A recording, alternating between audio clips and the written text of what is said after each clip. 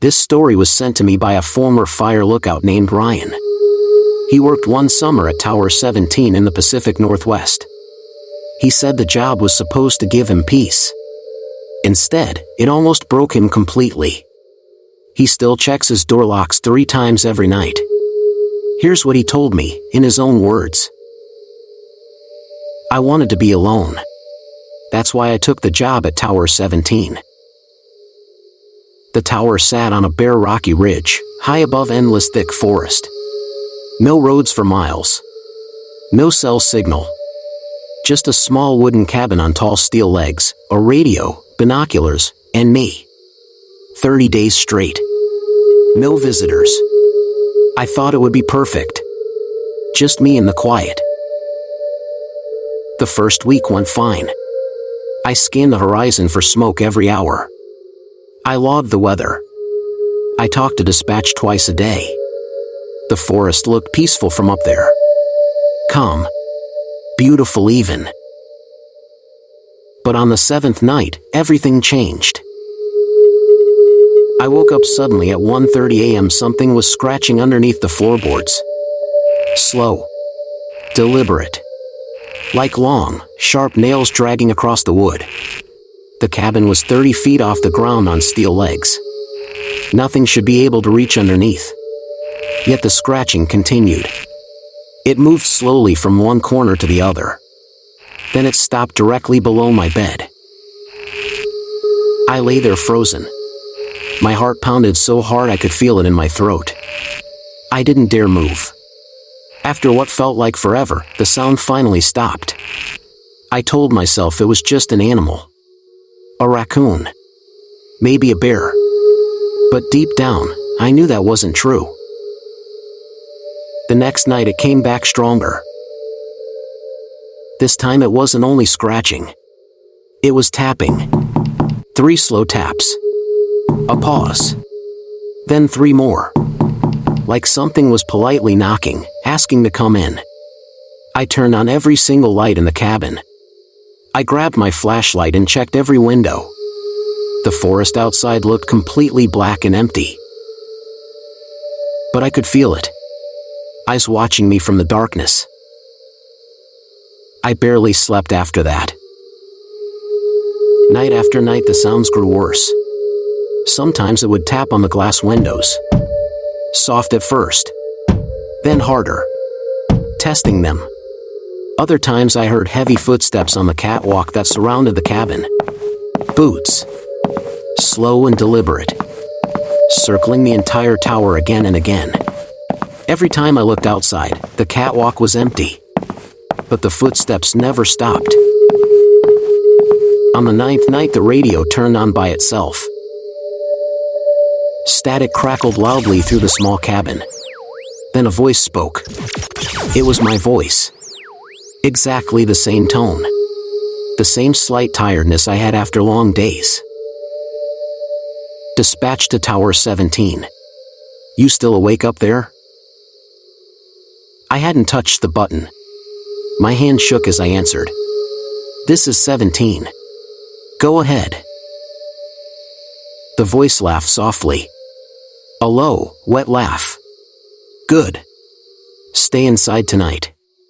It's not safe out there after dark. I turned the radio off immediately. 5 minutes later it clicked back on by itself. This time the voice whispered. I can see you right now. You're standing by the north window. Wave if you see me too. I was standing by the north window. I dropped to the floor and crawled to the center of the room. My breathing was fast and shallow. I felt like I was being hunted. From that point on, the nights became pure hell. Every single night at exactly 3:17 a.m. the lights would flicker even though the generator was completely off. Then the sounds would start. Footsteps on the catwalk. Scratching under the floor. Tapping on the windows. Sometimes I heard children laughing far below in the trees. Happy giggles that slowly turned into long, terrified screams that echoed up the mountain. But there were no children for 50 miles in any direction. The voices got personal. They started calling my name. My real name. First in my mother's voice. Then in my ex-girlfriend's voice. They begged me to come down. They said they were cold. They said they were scared and alone in the dark. They cried. They screamed. They told me they missed me. One night I heard my own voice from outside, calm and friendly, saying, "Ryan, come on down. I've been waiting for you. The forest is beautiful at night. Trust me." I stopped sleeping. I sat against the wall every night with my rifle across my lap. My eyes burned from exhaustion. I hadn't eaten properly in days. My hands wouldn't stop shaking. On the 18th night, I finally broke. I packed my bag early. I decided I was leaving at first light no matter what. I sat right next to the trapdoor, rifle ready, waiting for sunrise. At exactly 3:17 a.m. the trapdoor handle started turning slowly from the outside. The metal creaked loudly in the silence. I aimed the rifle and shouted, "Who the hell is there? Answer me."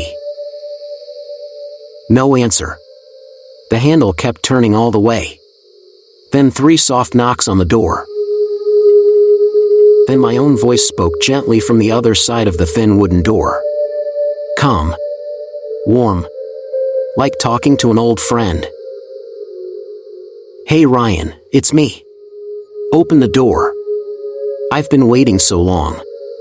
Come on down. I'll walk you through the forest. It's safe now. I promise." I didn't open it. Instead, I fired 3 shots straight through the floor. The sound was deafening inside the small cabin. My ears rang. The voice stopped instantly. But after the echo faded, I heard something much worse. Breathing. Heavy. Wet. Inches away from my face on the other side of the trapdoor. So close I could almost feel the warm breath through the cracks in the wood. It whispered one last time. "You shouldn't have done that, Ryan. Now I'm angry." The rest of the night was the longest of my life. I heard it moving around the tower. Scratching. Whispering. Laughing. At one point I swear I heard multiple voices talking quietly below me. They were discussing me. Planning how to get me down. When the sun finally rose, I didn't even fold my sleeping bag. I grabbed my things and ran down the ladder as fast as I could without looking back once. I drove for 6 straight hours until I reached the main ranger station. I quit on the spot. I told them the isolation had broken me. They looked at my pale face and shaking hands and didn't ask many questions. That was almost a year ago. I live in a small apartment in the city now. Bright lights.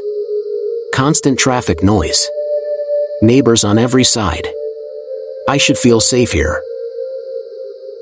But every night around 3:17 a.m. my bedroom door handle starts to turn slowly. Even though I lock it every single time. I sit up in bed. Heart racing. I stare at the door in the dark. I wait. And sometimes, I hear my own voice whispering softly from the other side. "Come on, Ryan, open the door. I've been waiting for you. It's time to come home." I never open it. Not yet. But every night it gets harder to keep it closed. And I keep wondering, how much longer can I hold out before I finally turn that handle?